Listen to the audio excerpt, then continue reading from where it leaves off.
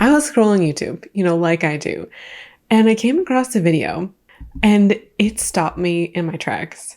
This one video prompted this entire video you're going to see today, and that's on self-care shopping. I'm not particularly in the lookout for anything, but I'm just gonna go through every single aisle and see if there's something that I like, something that I've seen on TikTok, and something that is very aesthetic and cute. If you guys want a good lasting perfume that's pretty cheap, this brand by Ashley Tisdale, this one smells so good. I have it, Citrus Amber. I might as well just try it. So I'm not sure what I'm gonna get because everything kind of looks good to me. I said I wouldn't get any, but I ended up getting these because they're so cute and pink, and I'm just into pink right now. This is a type of video that's been popular for over a year now, and I thought perhaps that maybe it had died down. It has not.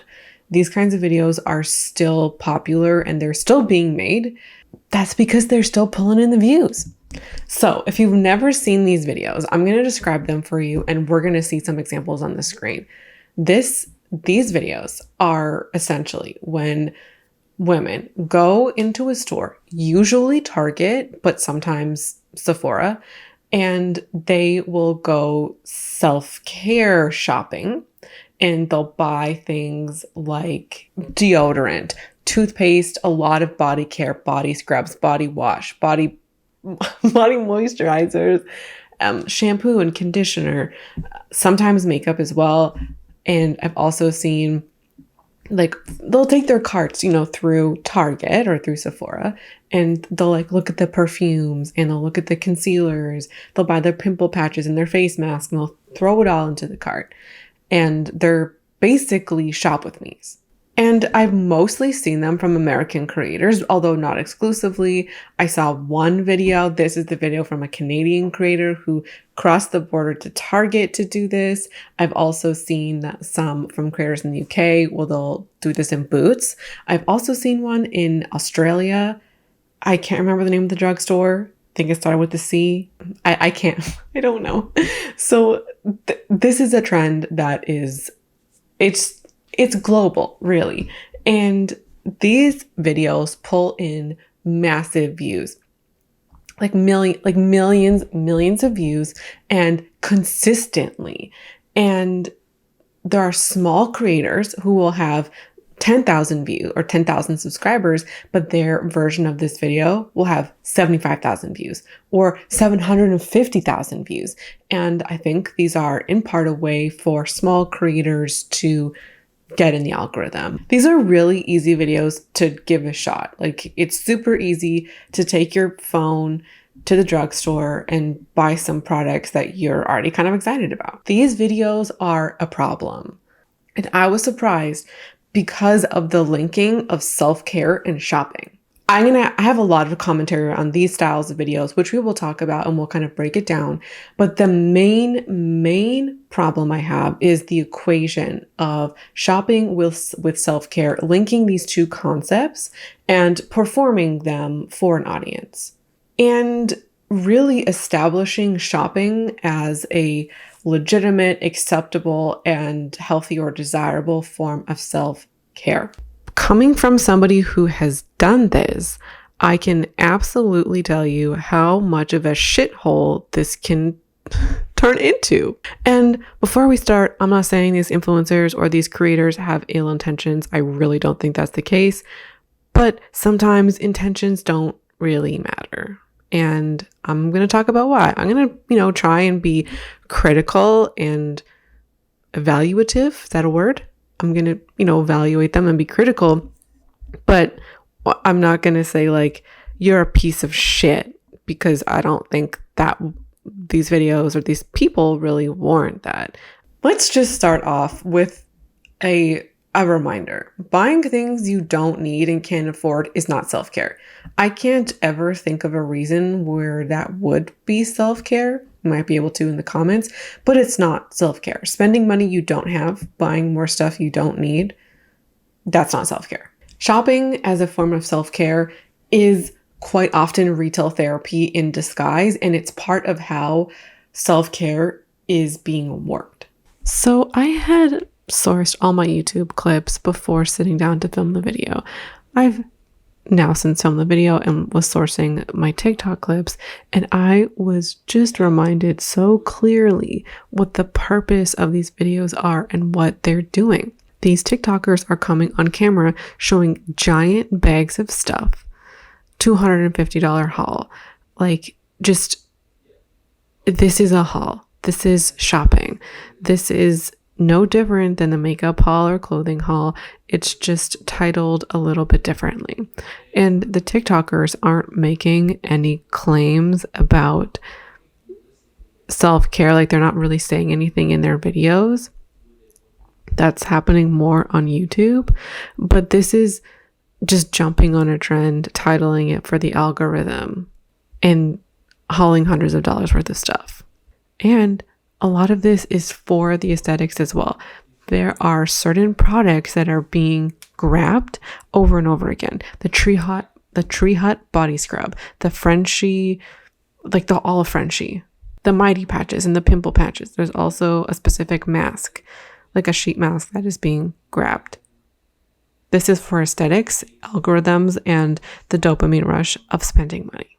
These videos can convince viewers that this kind of shopping is desirable and okay because of the item category. The women in these videos are shopping for essential items, or items that are for many people essentials. Like, it's the item category. Deodorant, essential. A shampoo, essential. A body wash, an essential.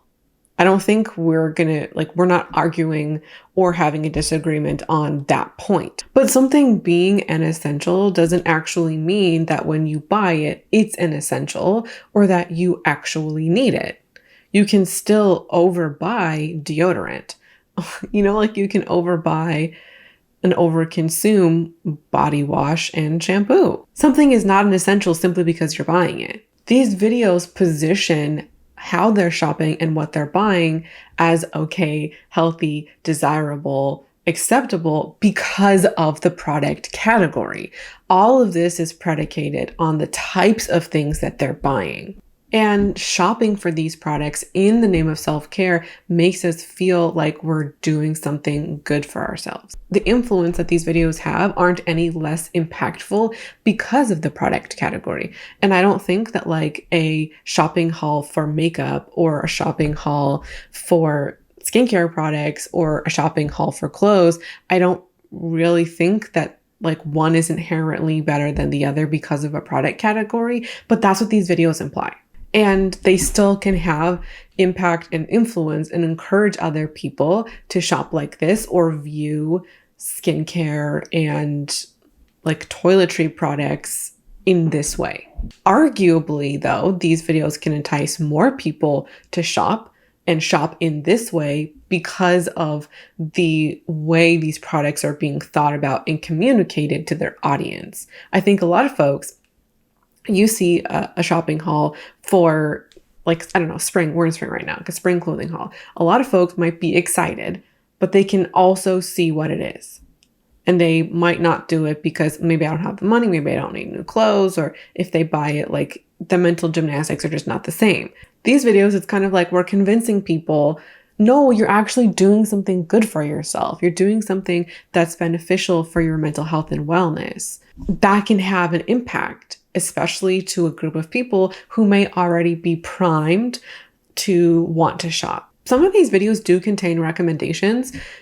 Somebody will be in the toothpaste aisle or they'll be in the body wash aisle, deodorant. They'll say, oh, this is my favorite deodorant. I really love this. Repurchase it all the time. And they don't buy the thing and they put it back and they're giving a recommendation. Or sometimes they do buy it because they love it. And I think that's nice. And I would personally prefer somebody say, wow, I really like this thing. That's why I'm buying it. Like, I have a track record with this. I'd prefer that than just like mindlessly putting thing in the cart. But nobody's coming to these videos for a recommendation. Like, the titles of these videos don't include recommendations or like my favorite products.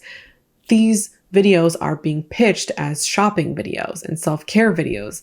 And a recommendation video is kind of a different thing. So just because there is a recommendation in the video doesn't negate the other kinds of influence that's happening in the video. The point of these videos is not the recommendation. And it's to buy new things. That's the point. In my opinion as well, I think that these videos are part of how needs and wants are blurred. I've seen many of these creators say with their own mouths, I've heard many of these creators say, I'm out of X product, or I need more of X, I'm running out. And I think one of the most disturbing ones was seeing a woman say this in front of an entire wall of skincare. Like, you could see it in the background. I'm out of my skincare, I'm out of my self-care products. Girl, you have a whole wall of stuff behind you. What do you mean you're out? What do you mean you're running low? Like, are we now at 80 products instead of 100? What do you mean? When we frame our shopping as needs instead of wants, it makes us feel like what we're doing is fine, how we're shopping is fine, and it justifies going out to buy new things. This kind of language is so common on social media to talk about wants as if they are needs that I really believe that this is just like one of the cogs in the machine, one of the ways that this language is normalized and perpetuated, and like we don't notice that we ourselves as consumers are doing it. I was one of these people.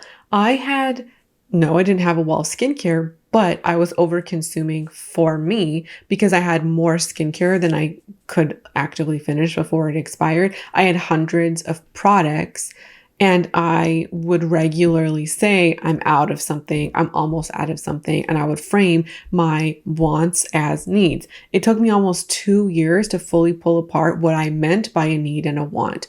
I still get stuck in that language sometimes, and it bothered me a couple of weeks back, maybe a month ago at this point, where I spoke about skincare like that. And like, there's still remnants of that is hung around in my own language. It's this kind of language that excuses overconsumption, justifies it, and we can have a fundamental misunderstanding of how we perceive our life and our stuff. Like, these creators aside, right? Let's say they have the money to buy this stuff, whatever. I'm thinking about you and me, like an average consumer, somebody who perhaps might not notice this about ourselves, or maybe like we're trying to change how we shop. When we cannot see the forest for the trees, when we cannot see just how much stuff we have, and we create ways to justify overspending, or not even overspending, justifying continually buying new things, we are also continually looking out for new things. We're looking out for opportunities to buy new things. We get excited when our skincare runs out because that means we get to buy more stuff. We get excited about the idea of purchasing new things. This can help foster a discontent mindset. And this mindset of never appreciating what we have, or maybe not never, but rarely appreciating what we have, seeing what we have as enough. We can get caught in this cycle of continuously buying stuff, wanting new stuff, and never appreciating what we have, never seeing how much we have, and appreciating it. Equating self-care with shopping is maybe like the slipperiest slope of this video, or these kinds of videos. What's happening looks a lot like retail therapy.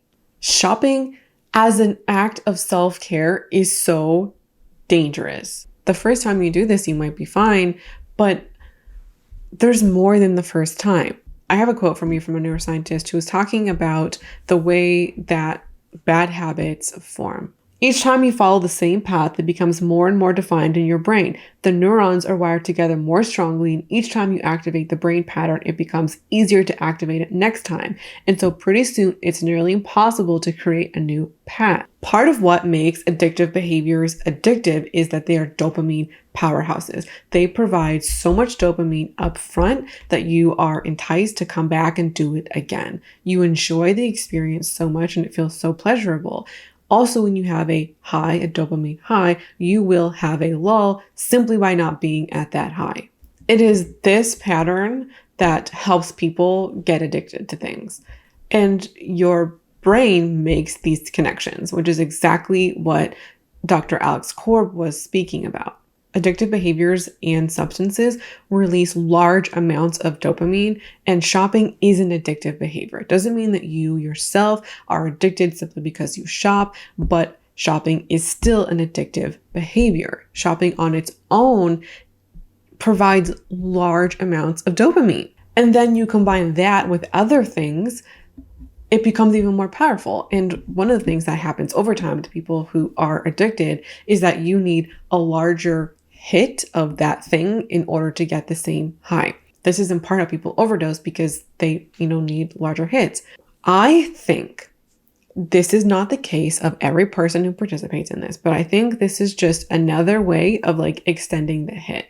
Maybe the H&M haul doesn't hit anymore. Maybe you've done your time at Sephora. This is another way to find a novelty in shopping, newness in shopping, and a way to get a bigger hit. The intentions of these videos are clear. You can look at the titles of these videos and the language that's used on the thumbnails to let you know what these videos are trying to do. They're called things like, and I'm reading the titles here, wasting all my money at Target, finding viral skincare products at Target, spending $300 at Target, spending $1,000 at Target. The girlies want to shop. That's what they want to do. And they're creating this illusion or this front for their shopping, this way to justify what they really want to do, which is they just want to shop and they want to spend money. They want to shop, but it also performs well. Subscribers want to see it and they're clicking on it and they are fueling this kind of content. Listen, my guys, I am like this isn't an everything influencers or creators do are trash and entirely their fault. No, there's a symbiotic relationship between influencers and their audience. As a creator myself, when a video performs well, I had a video, decluttering video. Right now we're I think around 25,000 views. That's one of the top performing videos on my channel. That tells me the kind of content that you want to see. And so I am more inclined to produce more of that style of video. That's what's happening here. And I don't hate that idea generally. And also can you blame somebody? Something is making them so much money. People want to see it. The subscribers are enjoying it. They're clicking on it. They're writing these comments about how much they like it, how satisfying it is. And I think maybe if you've ever watched these videos or maybe you've watched somebody do a shop with me, I would like you to weigh in on how you feel and what you experienced during these videos. Because I do think that there's a chance that somebody can live vicariously through the haul, that somebody can get the dopamine hit just by watching the haul and without ever actually doing the hauling themselves. I know that when I was watching all of those Temu videos, y'all, you don't understand how many Temu videos I watched. I watched dozens, and I watched many of these too. I got the dopamine hit from watching the Temu videos. And not just any Temu videos, the quiet ones with no talking and music and the unwrapping with all the cellophane. I got so much pleasure from watching those videos and I never had to buy anything. I think there's a chance that that's what's happening here too, and that can be a good thing. And as I was saying, I don't think that these videos are being made in a malicious way or because anybody wants to suck you into a mental gymnastics trap where you start doing de facto retail therapy and start thinking of shopping as wellness and good for your mental health. And then you develop really poor relationships with shopping and stunt yourself emotionally. That's not what's happening here. I really don't think so. The algorithm is rewarding them for this kind of behavior or this kind of video. And I also think that the people making these videos, they like to shop and they find shopping fun. So it's why not make a video?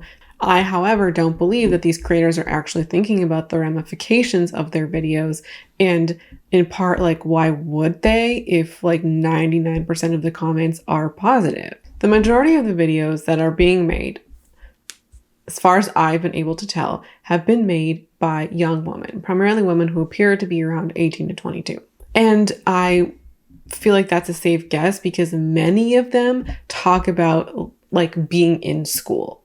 This is a generation that has grown up almost exclusively, if not entirely, with influencers and with influencer culture. I remember very vividly a time before influencers.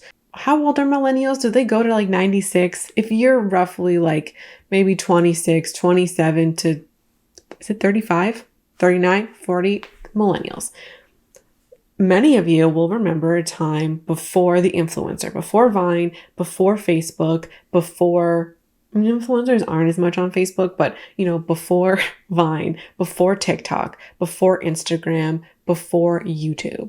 Gen Z and Gen Alpha are a generation that haven't necessarily lived before that time, or like being old enough, I should say. Like if you're born in the year 2000, like, yeah, you were around before the influencer, but when you're, a cognizant person using the internet, like, you know what I mean?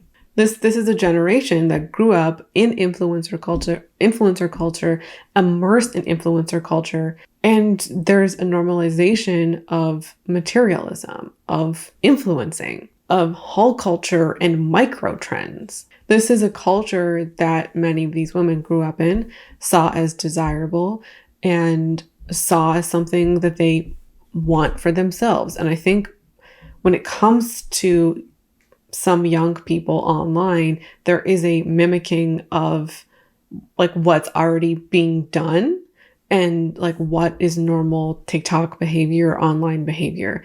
I'm not trying to say that like you're stupid because you're young, or that like I don't understand how this happens. And I'm also not trying to say millennials aren't problems and millennials don't fall into the same traps as Gen Z. I think that millennials can be problems on the internet. This isn't a my generation is better than your generation. I think, though, that there are many ways to kind of get to the same point. And I think influencer culture and influencer lifestyles attract a lot of people. And I get how this mindset happens regardless of the age of the person. If this is fun for me to do, who am I harming?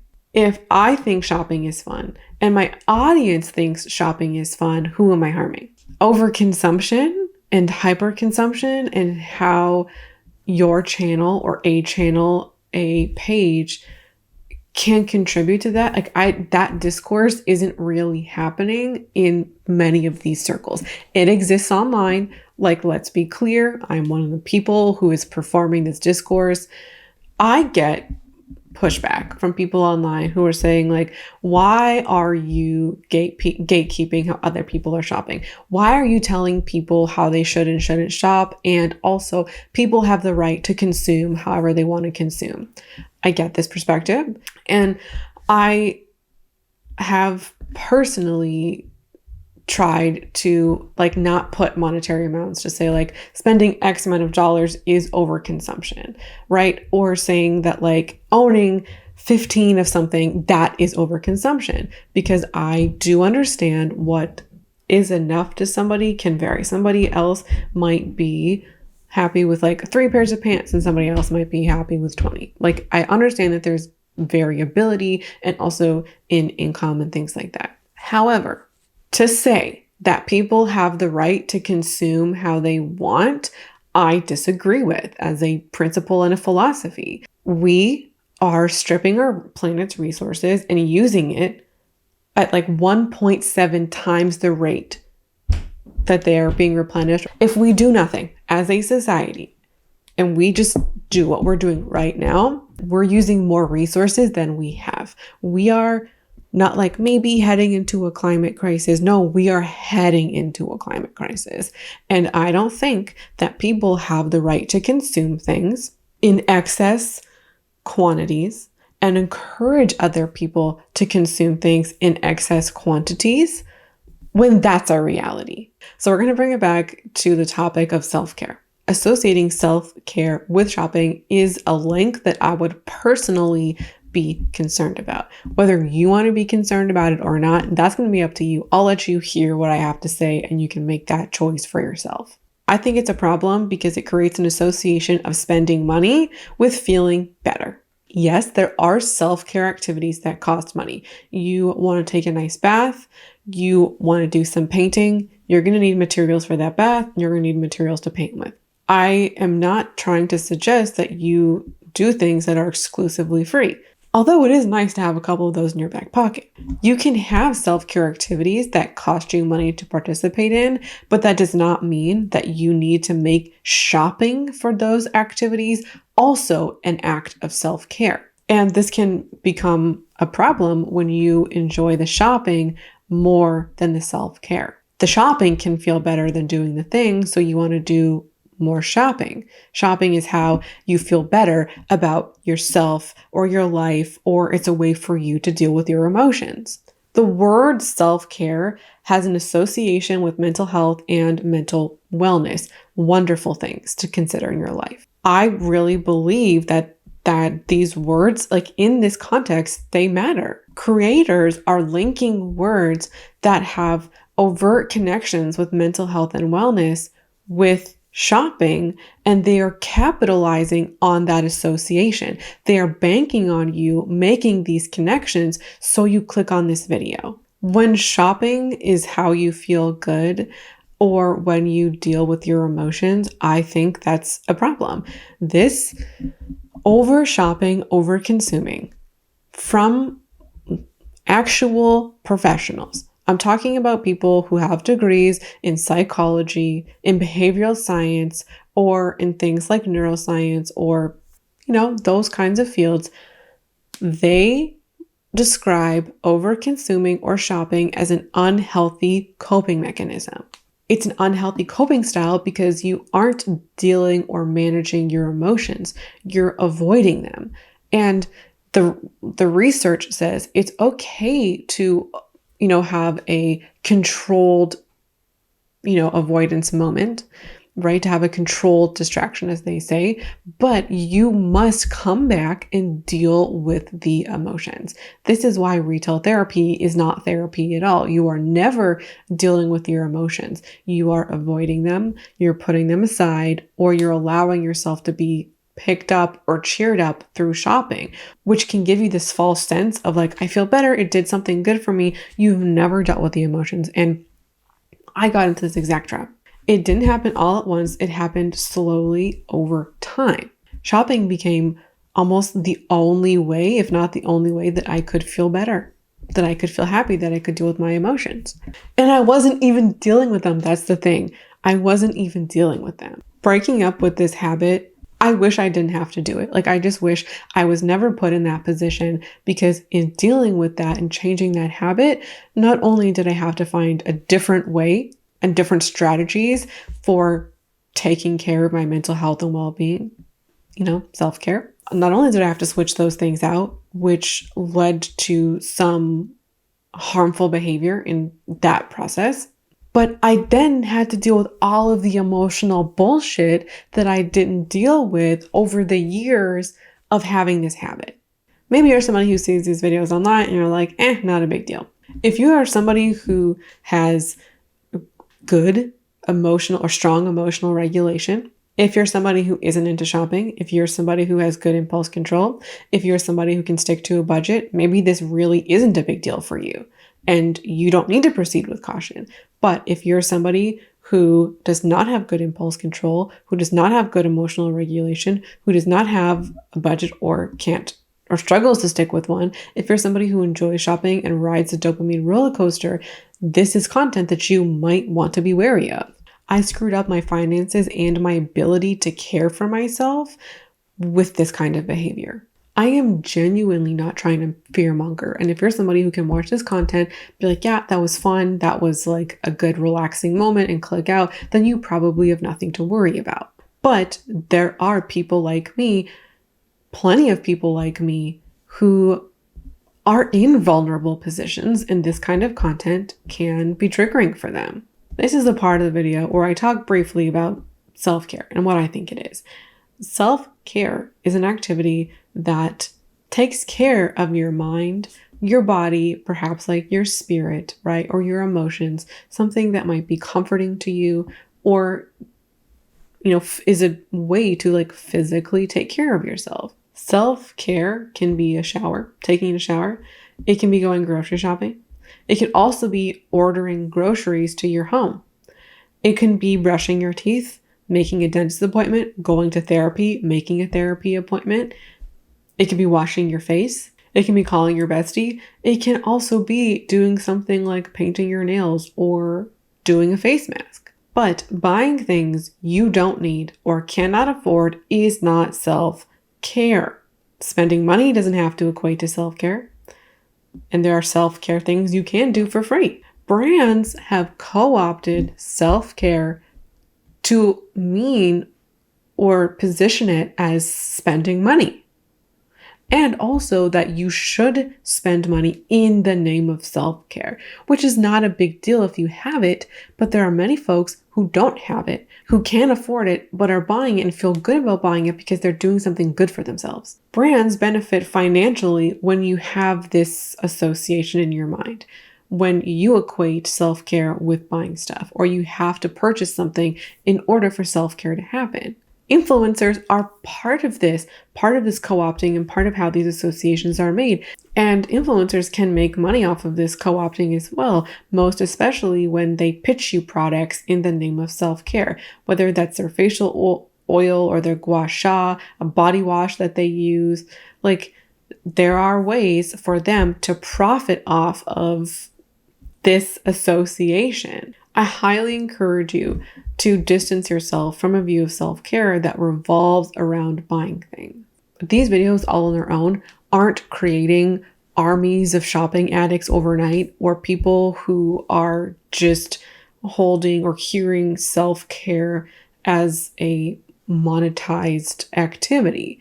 But that also doesn't mean that these videos aren't problematic. They give the nod that these self-care beliefs are okay and beneficial. That shopping is a form of self-care. That overconsuming in the name of self-care is totally fine.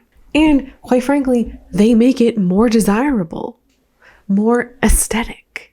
These videos perpetuate overconsumption, all while wrapping it in this cute aesthetic jacket. I think it's safe to say that if you have something like, I don't know, 10 body washes, you don't need more. And shopping in the name of self-care, it's not a thing. All right, that's the video. That's it from me today. I hope you enjoyed this one. I would like to hear your take on this topic, shopping as self-care. I'm curious to hear all your thoughts in the comments. Thanks for watching, and I hope to see you again around here soon.